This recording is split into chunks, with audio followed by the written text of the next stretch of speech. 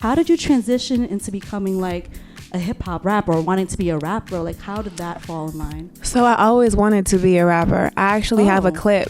I found my old MacBook and I have tons of videos of me talking to myself. And I would always just either I would pretend I was a rapper, I would pretend like I was getting interviewed by someone like you. Here we're at the Hard Rock Hotel. I'm Jen with the Audacy check-in, and I'm sitting with, I feel like she's my digital bestie because we've never met before, but I'm excited to sit down with her because I have so many questions. I'm a big fan. Saweetie's here. Hey, Saweetie. Hey, girl. How you feeling and how you handling this humidity here in New York City? I love it. I wish it was hotter. Do you? No. Yes. Really? It's 105 degrees outside. I love being hot. Mm-hmm. Well, you're hot. I love you. You're hot. I was girl. Stop. I love all this girl love. But I wanted to tell you first, happy belated birthday. Thank you. I know you just celebrated it. You looked absolutely amazing, and the photos looked really, really cool too. Thank you. Did you have a good time? What did you do? I had a great time, and the reason why I had a more intimate gathering this year is, I love me a big party, but I would feel bad when I wouldn't be able to like speak to certain people because there's just so much going on. So I wanted to like have more of a personal connection with the people who came. Dang, I sound like a Cancer, but but yeah, I really wanted it to be intimate. I love that, and we have. Well, I mean, everyone's talking about it. Like the photos you did with your mom. Oh, thank you, girl. Your mom is a baddie. Trinidad. Hello, like wow, and I think it's also she's Filipino. Oh, she full Filipino. She's Filipino and Chinese. Filipino and Chinese. I always say this, but Asian don't raisin. And black don't crack. Hello now. So how involved were you in terms of like your culture, the Filipino culture growing up? Was it very split? Because I know you're also half black as well, right? What was that like growing up? Honestly, I was blessed to have an experience that felt very close to the Philippines because I'm first generation. So my mom came to America as an immigrant with my aunties, uncles, and my grandparents. So their cultures and their ideals and the energy of the house, it feels really similar to the Philippines when I go back, home out there. And I can empathize with that because I'm also first generation. Girl, yes. So the pressure, girl, to you get do a raw well in uncut, life yes, is like on 1,000. Girl, yes, a B is not okay. No, like don't bring that home. Even an A minus, no, it's only A pluses all the way. Absolutely. So did they have this idea of like a career for you growing up? Because I know you also went to college. You are a very intelligent woman, which I love. She's not just a rapper, like she's college educated. And was that pressure on you to like get that business degree and have a regular life? My mom was on me. And I have to be honest with you. I wasn't going to go to college. And because I had procrastinated, because I was kind of tottering, and I didn't know if I was going to go or not, I missed the deadline for USC. So the only colleges that were still accepting applications was the Cal State universities. Thankfully, I got into San Diego State, then transferred to USC, but I wasn't going to go at first. Really? Yeah, because your heart wasn't in it. My heart wasn't in it. And in hip-hop culture, you don't really see too many people get degrees. But thankfully, at the time, J. Cole was out, and he was getting his communication degree at St. John's. Yes. So I was like, you know what? College may not be that bad of an experience. Oh, so J. Cole inspired you to do that? He was one of the inspirations, especially when it came to like choosing my major.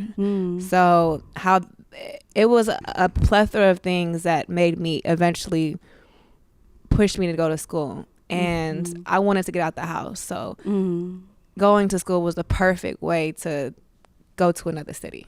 Was the college experience everything you imagined it to be, or was it kind of meh?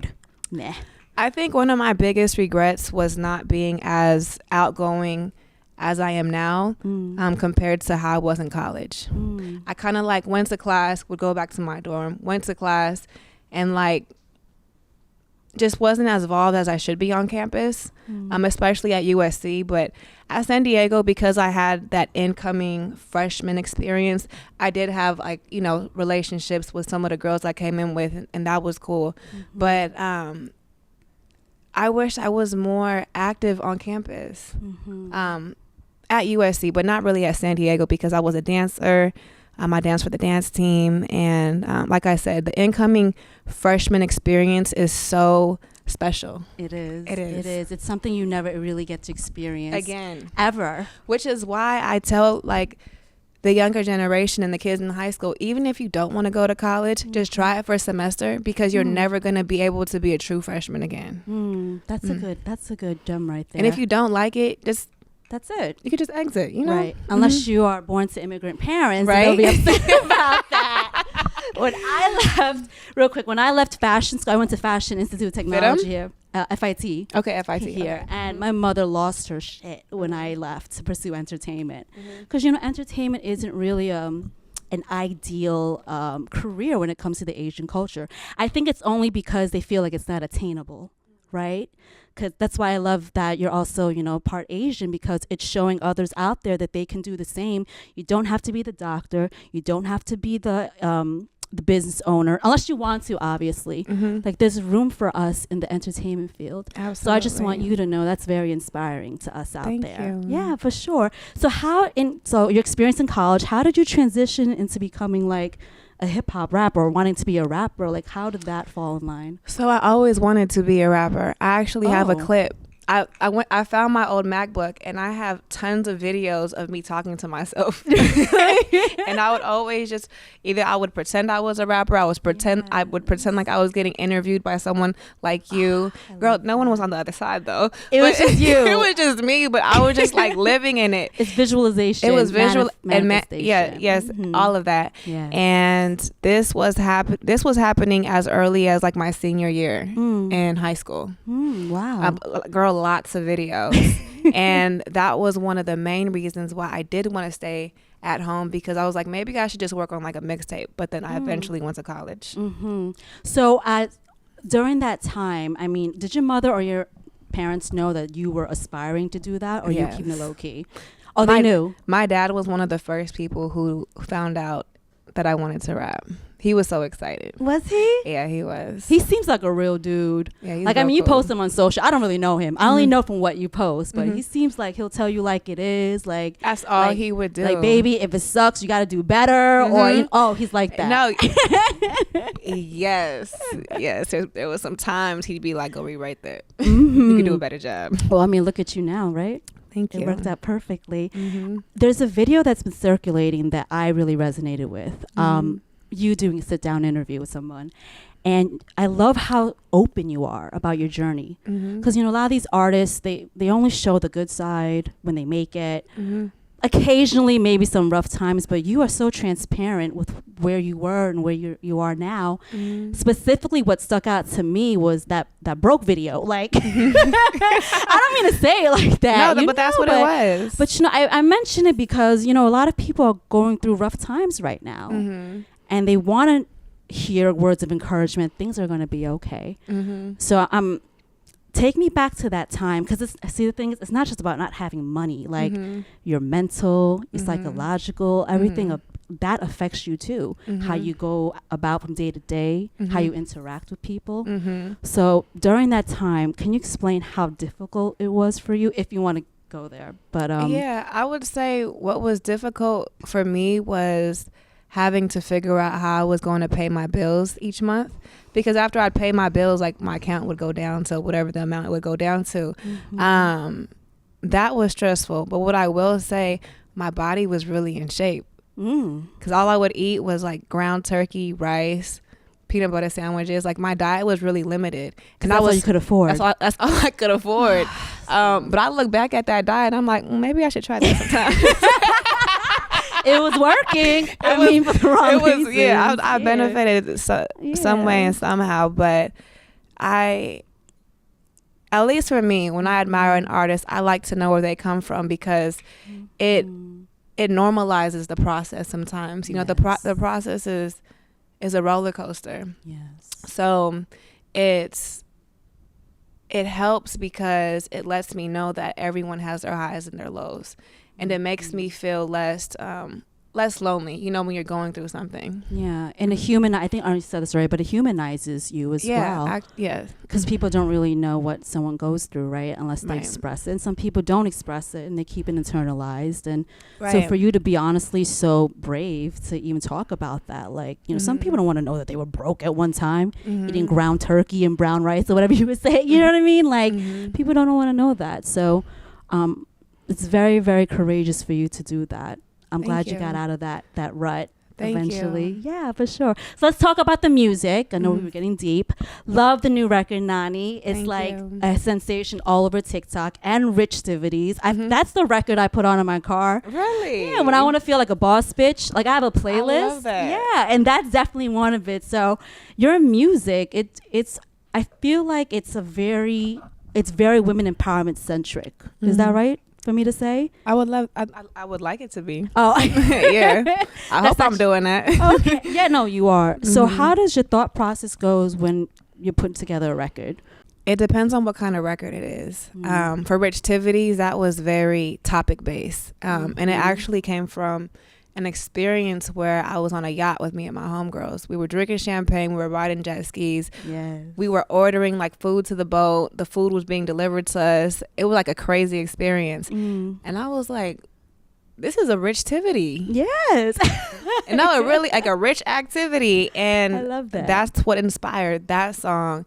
So when it comes to like a topic based song, like that's like flexing, popping shit. And the undertone and the underlying message is if you work hard, this is what you reap. You know, you reap you reap the rewards of like working hard. So I think it's a song to either celebrate your wins or it's a song to listen to when you're trying to, you know, reach certain goals. Yes. Aspirational. That's why I put on. It's very motivational, you know, boss bitch it's energy. for motivational purposes only. And what about NANi? Is NANi just like flexing on your aura type thing? Kind of like, this is who I am and I got it. And it's that NANi? So it wasn't NANi at first. It was a different word. What was it? It was body. Body. Yeah. I it like was, NANi. Yeah, so I wanted to change it because I wanted a different word. And when we were trying to figure out the word, I was like thinking, and I was like, I want to use Nana or Nani, like, you know how Foxy Brown would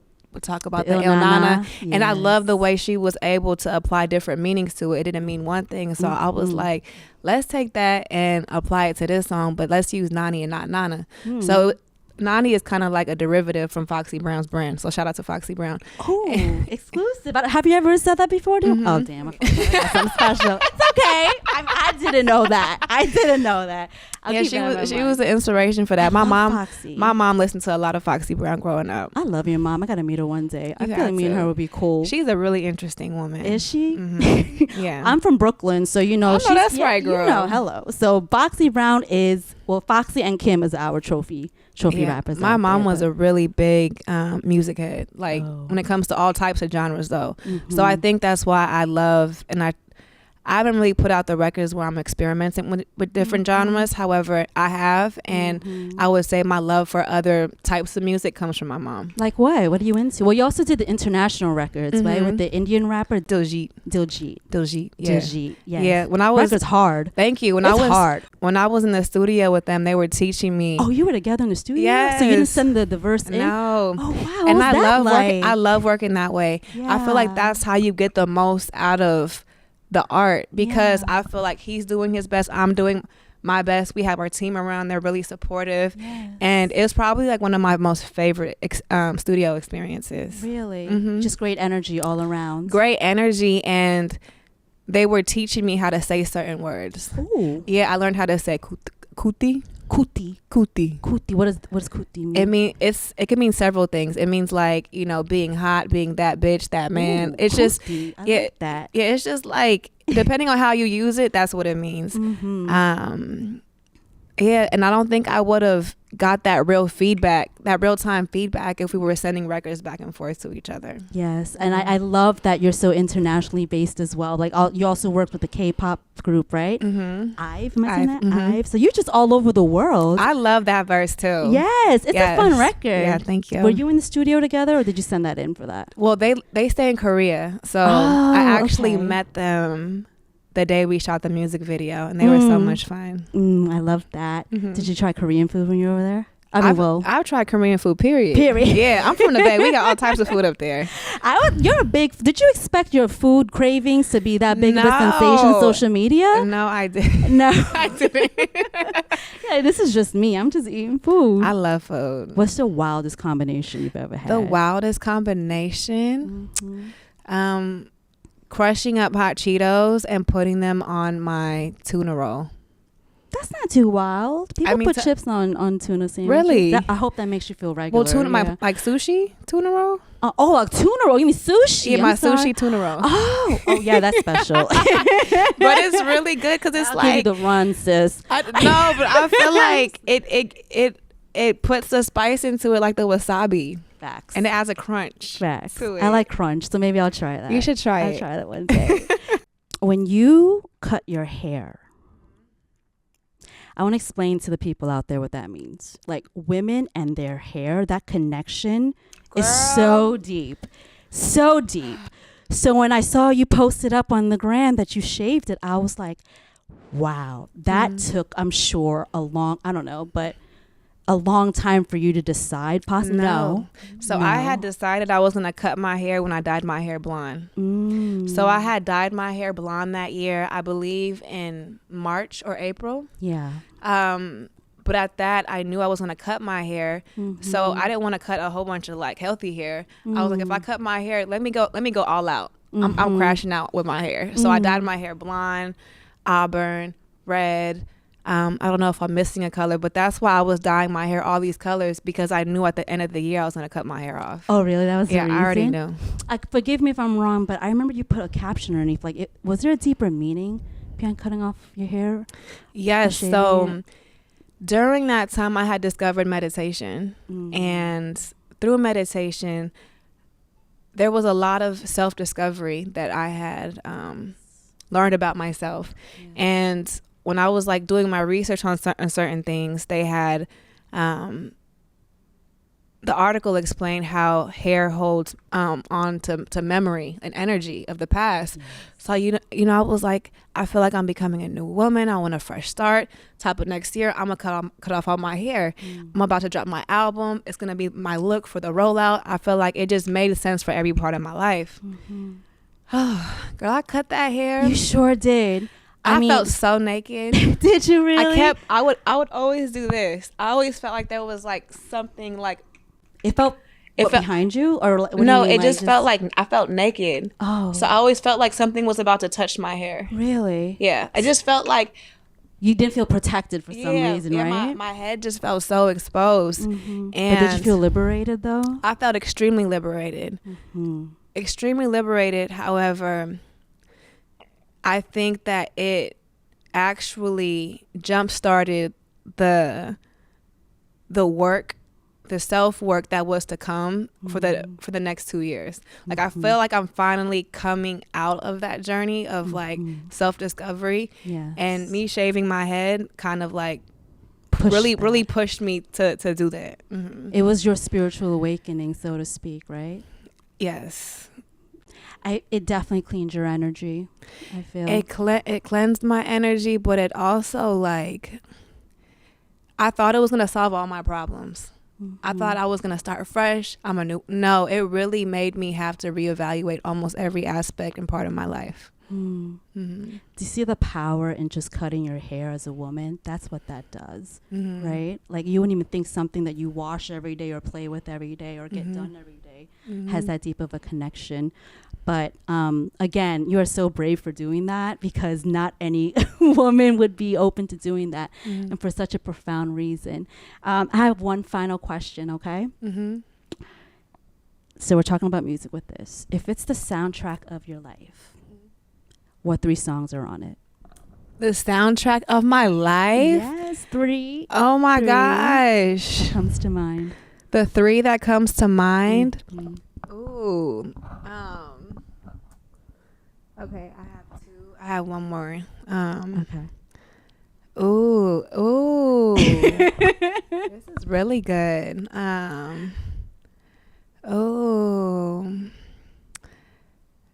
And that'll give me an idea of who you are as a person. Ooh. Mm-hmm. So all songs that aren't mine. Yeah, anything that's a soundtrack of your life that connects with you, that's part of your life's journey. Ooh. Ooh. Sorry to put you on the spot like this. Okay. There's got to be one that you always play that you're like, you know what? This is what I listen to get me going during the hard times, good times. Like, that would be considered a song to your life. This is like a really... Okay. No, I'm going to answer your question. Oh, I'm excited. No, but this is like, because I love, there's like, my mind is like flipping through like your my catalog? music, my music library. I have one already that I really like.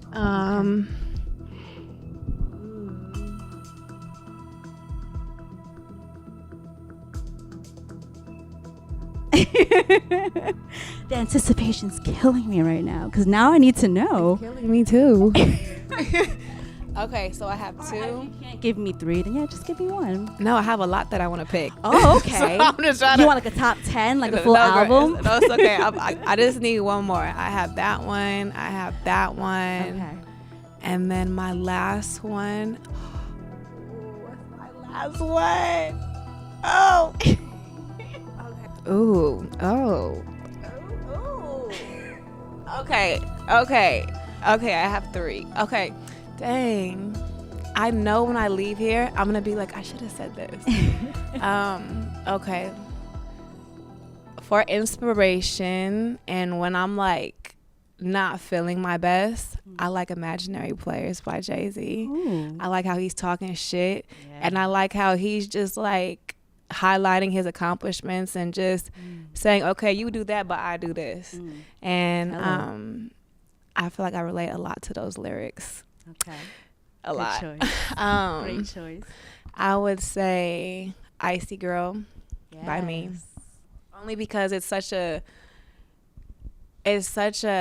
inspirational and aspirational song, and I feel like when I remind myself what I said and what's actually come to life, I'm like, the power of my belief. Like, wow, I did that. So I think it's just like a self-reminder of what I'm capable of. And I feel like we all need to be reminded of how powerful our thoughts are, how powerful our words are, and how powerful the consistency of hard work is. So I'm really proud of myself when it comes to that. You should be. And last record. Last song. Oh my goodness. Ooh.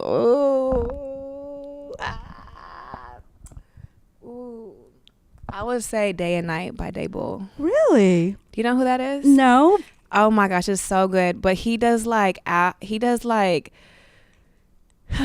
were gonna say Kid Cudi. I'm sorry. Or the Day and Night song. No, his with name Jim. is my fans. I thought that's what you meant. No. Oh yeah, but that's a good song too. No, but he's like this. He's not really underground. I just feel like a lot of people don't know him yet. Okay. But him and this wonderful singer, her name is Holly Brune. They have a song called Day and Night, and it's just like, I'll play it for you afterwards. Yes. It just puts you in a good mood. And my fans have named it my glam song because like when I'm getting like BTS or when I'm shooting my glam, this song is probably playing in the background. But it's a feel good song. It's like I don't know it's like funk. Like pop funk. Okay. Yeah. It's like, and it's really bright. I like that record. I love that. I think all the records you chose were bright, just like you. Oh, thank you. Yes, girl. your energy, your aura, all of that. Yes, I'm just dropping all these compliments on her today. But Saweetie, thank you so much for stopping by Audacy Check-In. Congratulations on all your success. Thank you. I can't wait to see what else you do because you are definitely a multifaceted artist. I don't want to say an artist. You're just like a creative. Thank you. So I'm excited to see the music you put out, more music, the projects, the acting, and just all of it. All of it. The triple threat. You got all that going on. Plus the style. Hello, somebody. Thank you. Yes. Thank you. Thanks for sitting down with me. I appreciate it. Thank you for having me. Audacy Check-In. I'm Jenna. See you next time.